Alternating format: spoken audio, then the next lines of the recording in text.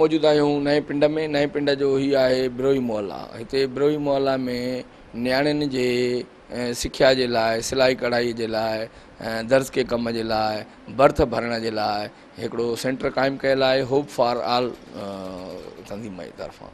ऐं हीअ तव्हां ॾिसंदव त ही छोकिरियूं आहिनि जेके सिखी रहियूं आहिनि न सिर्फ़ु सिलाई, कपिड़े जी कटिंग, उन्हनि जी डिज़ाइनिंग ऐं उन्हनि सां गॾु आर जो कमु, बर्थ जो कमु, ऐं जेको आहे न मुख़्तलिफ़ जेके आहिनि हुनर हिते सेखारिया वञनि था मुफ़्त बिना पैसे।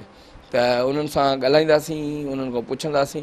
ऐं हीअ जेके न्याणियूं आहिनि हीअ ईअं सम्झो कि ग़रीब घराणनि जूं आहिनि जिन खे का माली इस्तक़ामत न आहे ऐं हीअ पंहिंजी ज़िंदगी पंहिंजे पेरनि ते बीहण जे लाइ ऐं पंहिंजो जेको हुनर जो कमु आहे उन खां पोइ विकिरो करे ऐं उन मां पंहिंजे न सिर्फ़ु घर जो ख़र्चु हलाईंदियूं आहिनि ऐं पंहिंजे अबे अमड़ जी सपोर्ट कंदियूं आहिनि, पर उन सां गॾोगॾु पंहिंजे ॾाजे जे लाइ बि पैसा गॾु कंदियूं आहिनि।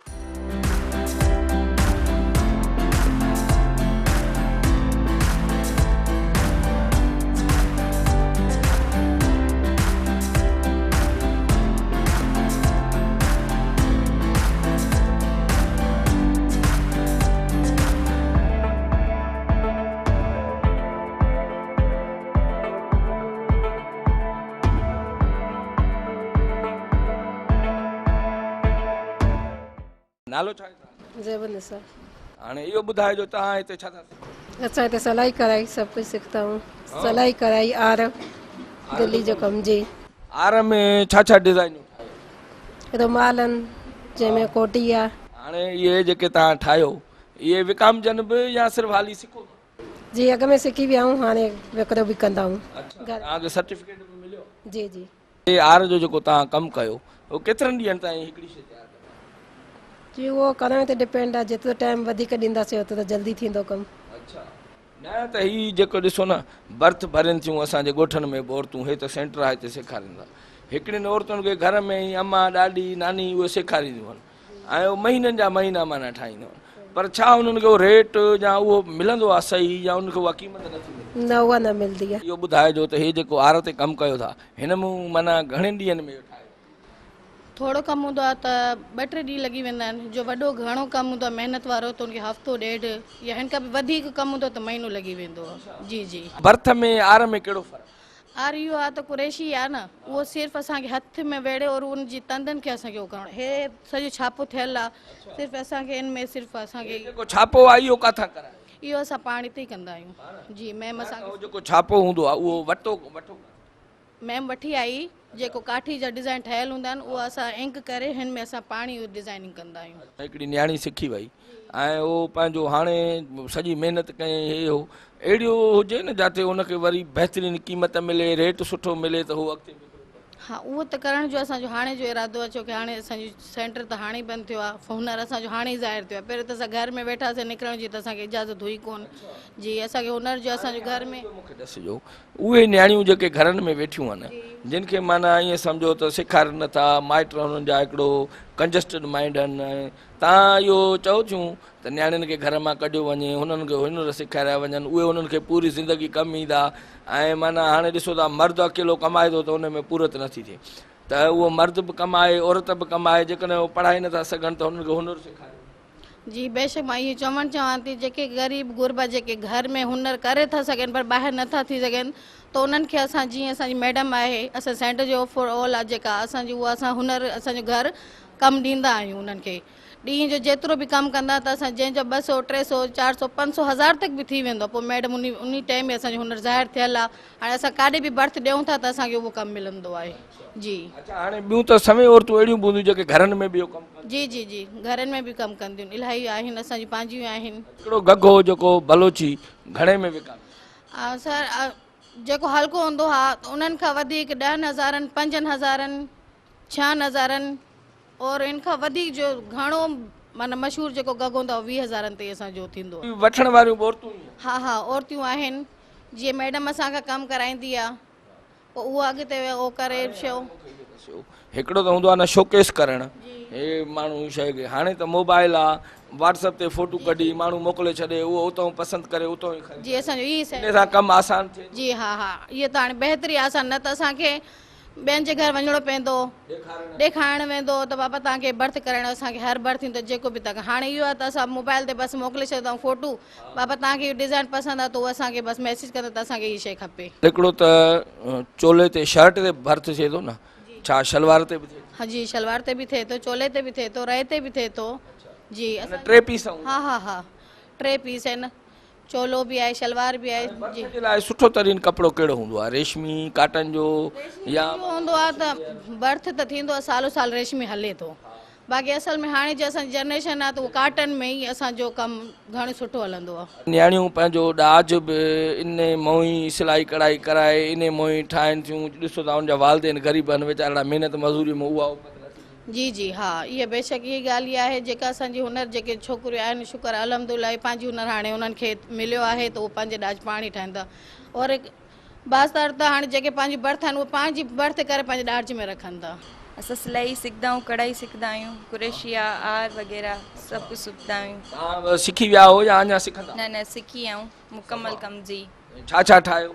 असां हर जेको ठाराईंदा आहिनि उहो ठाहींदा आहियूं, कपिड़ा वधीक ठाहींदा आहियूं, हथ ते पेंसिल ते जेके फ्लावर आहिनि उहे ठाहिण में सेखारिया आहिनि असांखे, कढ़ाई वग़ैरह ॾाढी सुठी असांखे तव्हांजी तालीम केतिरी आहे, केतिरो पढ़ियो? मुंहिंजो इंटर क्लियर आहे ऐं मैम बि असांखे क्लास ॾींदी आहे, कुझु सम्झाईंदी आहे, अहिड़ी कोई शइ जेके न ईंदी आहिनि उहा असांखे मैम ॿुधाईंदी आहे। हाणे इहे डिज़ाइनियूं किथां ॾिसो, मिसाल नेट ते बि ॾिसो या व्हाट्सअप ते या असां बसि पंहिंजे माइंड सां ठाहींदा आहियूं, अगरि कुझु अहिड़ा हूंदा आहिनि जेके सिबराईंदा आहिनि कपिड़ा डिज़ाइनिंग ते उहे पाण ॿुधाईंदा आहिनि या मोबाइल ते ॾेखारींदा आहिनि, पोइ असां हिकिड़ी छोकिरी इहो घणनि ॾींहंनि में सिखी वञे? सिलाई त बसि उहो हुनजी दिलचस्प हुजे त हुनखे हफ़्तो बि न लॻंदो सिलाई सिखण में। असांखे शौक़ु असांखे हफ़्ते में मैम हर शइ सेखारे छॾी, सिलाई वग़ैरह। तव्हां माना ठाहे वञो जेको। हा जेको तव्हां ठारायो असां तव्हांखे हाणे ठाहे ॾींदासीं। औरतुनि में कपिड़ो अॼुकल्ह कहिड़ो कामयाबु थो वञे, मिसाल रेशमी काटन जो या वॉशिंग वेयर या कहिड़े क़िस्म जो जेको उन्हनि खे वधीक अट्रैक्ट करे? काटन जो घणो पाइनि था, लीलन जी कुर्तियूं वग़ैरह उन्हनि ते था ठाहिनि जी। हिन में सस्तो कहिड़ो आहे? सस्तो त कोई बि न आहे, हाणे काटन जो वधीक हूंदो सस्तो, बहरहाल उहो बि महांगो थो मिले, 1000 रुपये ताईं सूट अची थो वञे। तव्हांजो जेको छोकिरियूं हूंदियूं न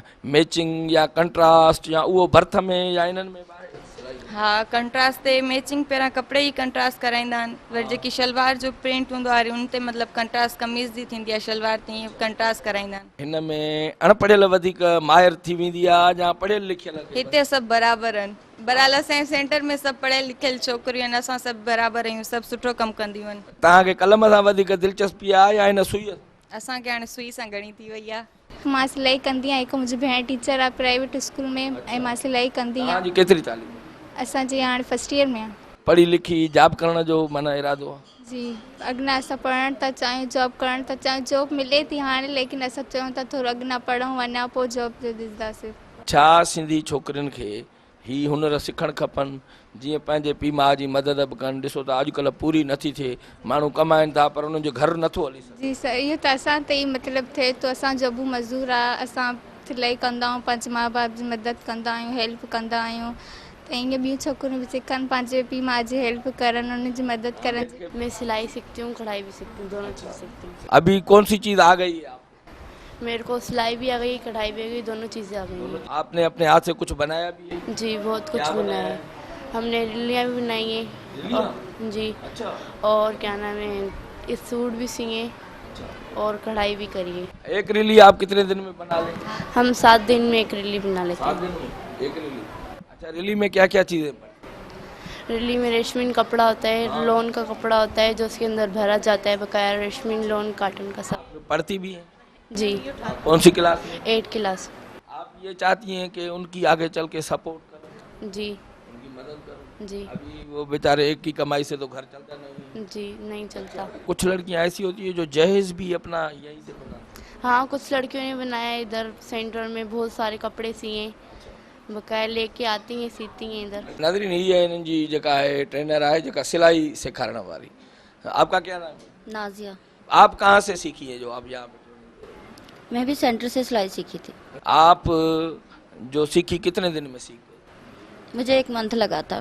घर में भी हम सिलाई का काम। ये कपड़े की कटाई वगैरह सारी आप खुद कर लेती हैं? हाँ जी खुद कर लेती हूँ, जेंट्स का भी मैं काम करती हूँ, लेडीज से सी लेती हूँ। हाँ। घर में ही आप बनाती हैं जेंट्स? हाँ जी घर में भी बनाते हैं। फिर कितनी सिलाई लेती हैं जेंट्स से? जेंट्स की मुख्तलिफ, इधर न्यू पिंड में इतनी सिलाई देते नहीं है, नहीं तो कितनी? 500 ले लेते हैं, 600 ले लेते हैं। तो ये तो 1000 में चल रही है। हाँ जी वही ना, इधर नहीं देते ना इतनी सिलाई। आप एक दिन में कितने सूट तैयार करते हैं? मैं 2-3 सी लेती हूँ। लाइट ना हो तो 3-4 भी सिल जाते हैं। हाँ जी। जो ईद हो तो ईद हो तो फिर माशाल्लाह सीज़न लगता है। हाँ जी, सीज़न बनाते हैं हम घर में। सीजन में तो फिर आप लाखों रुपए बना दिए।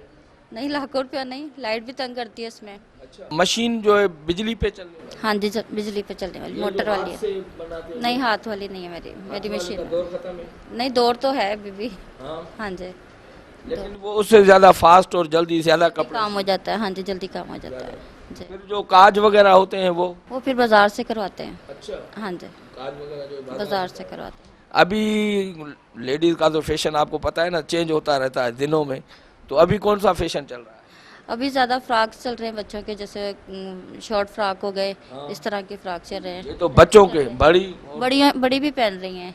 हाँ जी, फ्रॉक पहन रही बच्चियाँ जो आजकल की हैं वो ज़्यादा फ्रॉक पहन रही हैं। और जो बड़ी ख़वातीन हैं उनके लिए शलवार कमीज़ होती है। ये जो उर्दू बोलने वाले हैं उनमें भी ये बर्थ वगैरह कढ़ाई ये मकबूल है या ये सिर्फ सिंधी लोगों में? नहीं, ज़्यादा सिंधी और ब्लाउज पहनते हैं। अब आजकल की बच्चियाँ ज़्यादा शौक कर रही हैं कि हम ये इस तरह का लिबास पहने।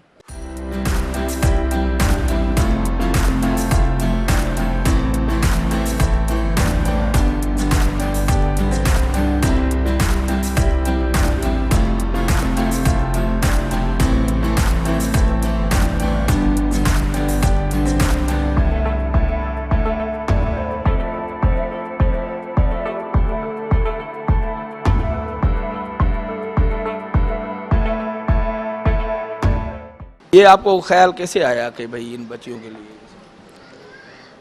असल में यहाँ पर हमने सुबह में तो तालीम का सिलसिला गरीब बच्चों के लिए शुरू किया था स्कूल की।